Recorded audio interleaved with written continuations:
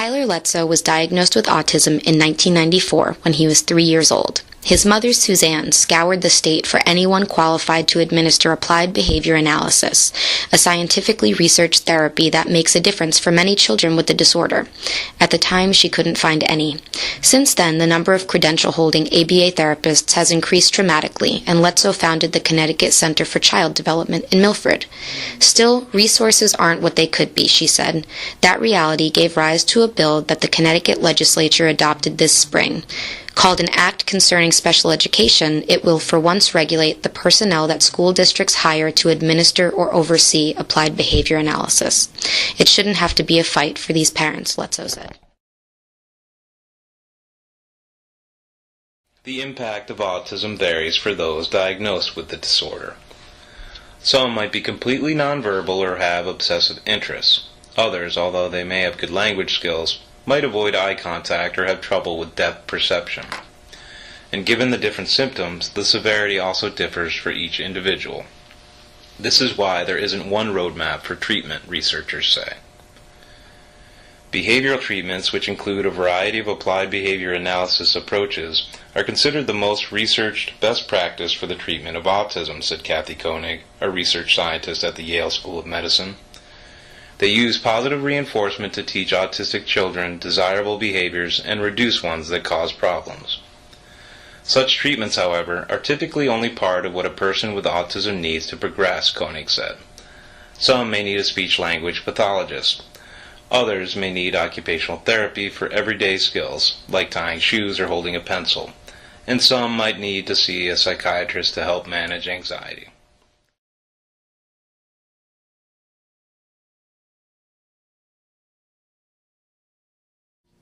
Stanford resident Sean Poltz has been struggling with autism his whole life, and according to Poltz, until he connected with Ability Beyond Disability, a not-for-profit organization that helps individuals with disabilities find jobs, homes, and support, he felt like he really couldn't explore his talent, creativity, and interests with the film industry.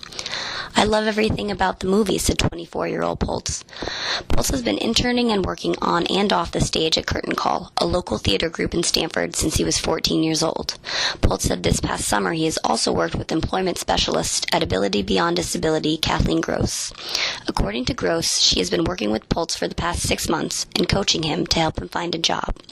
Gross said that Poltz goes to several interviews a week, but what Poltz really enjoys is interning at Curtain Call because it is on-the-job training. "I want to work in this field," said Poltz. "I don't want to get a job bagging groceries, and I know that is more difficult because I have autism, but it's what I want to do."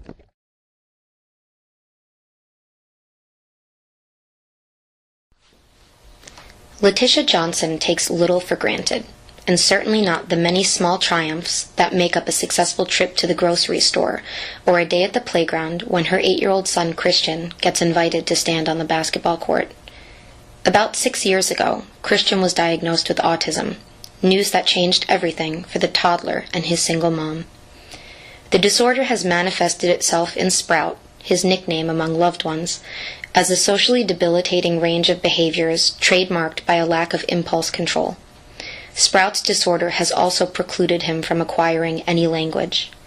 About 1 in every 800 children in the United States has a similar and severe form of autism, known as classical autism or Connor syndrome, for the Austrian psychiatrist Leo Kanner, who first described the brain-based developmental disorder in the early 1940s.